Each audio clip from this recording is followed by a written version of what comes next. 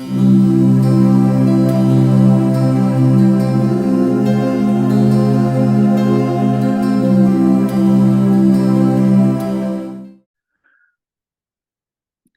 then we have some more endearing little moments in this episode. I love the, yeah, go ahead. Carry on. You love? I love the kind of there's warm scenes in the car on a trip between Fico and Sergei, where he calls her counselor. Now suddenly she's counselor, and this whole thing with the music and the whole scene with the siren is so comical and so beautifully done. Yeah, he really is totally innocent. He is he's so pure in what he does. He has nothing to hide. And that's so stunning in that he's just of the earth. That's what I would like to say. Very grounded, yeah. But she loves his cologne. And then later the scenes with the cat is also quite amusing. Yes.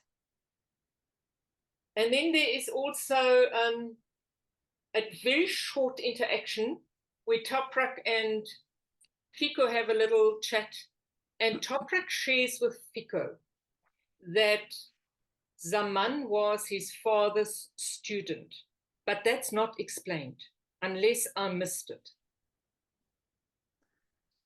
Yeah. In other words, Zaman studied with Toprak's father, who was, remember that he was what we would call a spiritual leader with the Gypsy congregation. Right.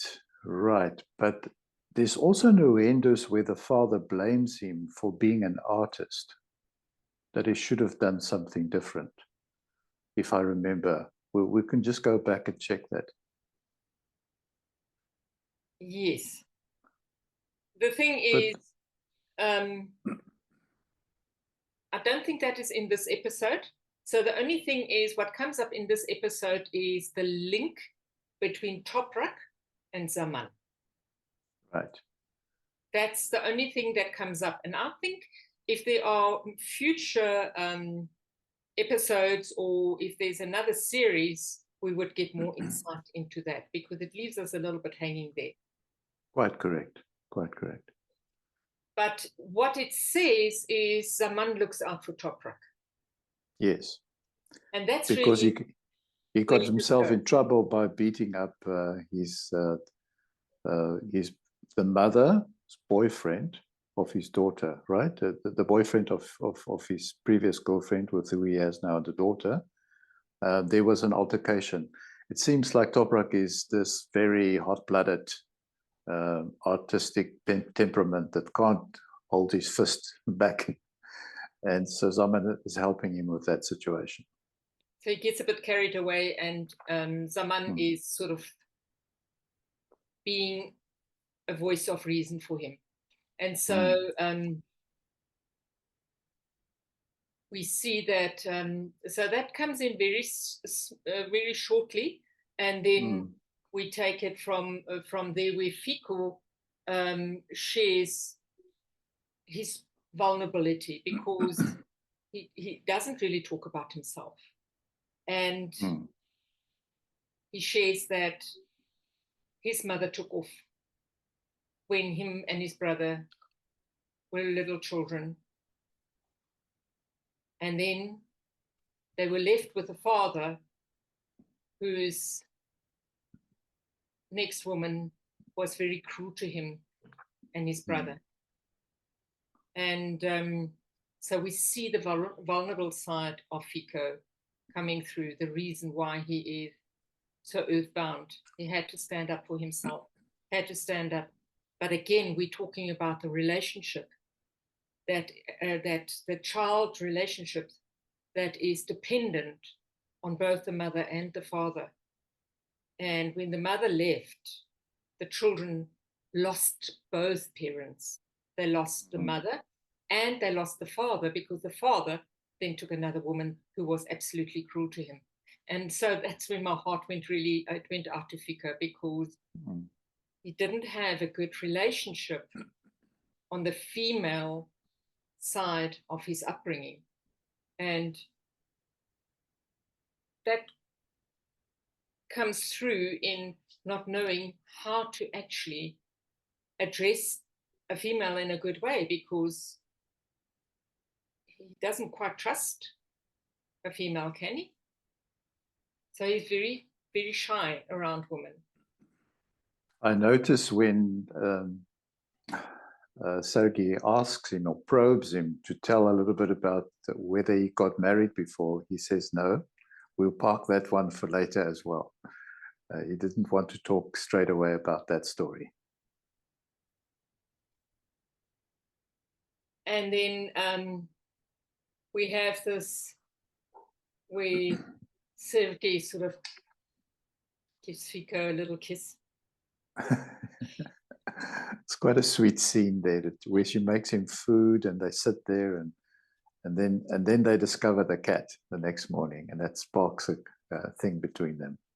And it's a beautiful scene in Ada's home, or in Ada's mother's home, where they are given a task to do, and obviously they fail.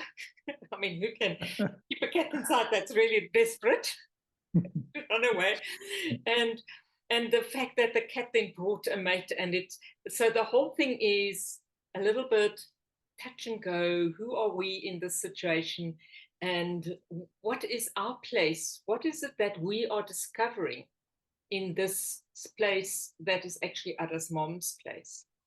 And then Fico goes and just does what's so naturally for him. He loves just fixing things. So, and you picked up the part of where he then picks up the sewing machine, where then links into that was how Ada's grandmother made her living. Exactly.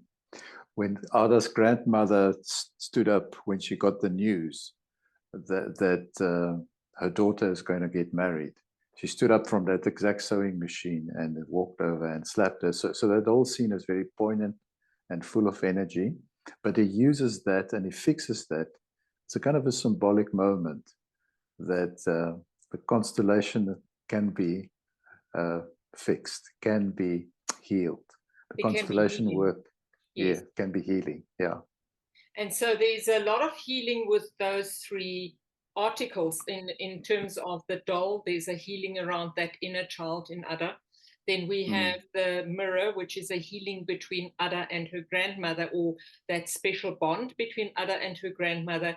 And then we've got the sewing machine, which is the bond that links between Ada's mother and the grandmother, because that's how Ada's mother actually survived and provided for them. So these are just little objects that are placed, but they have huge significance in what they symbolize. And then the cat comes back with his companion.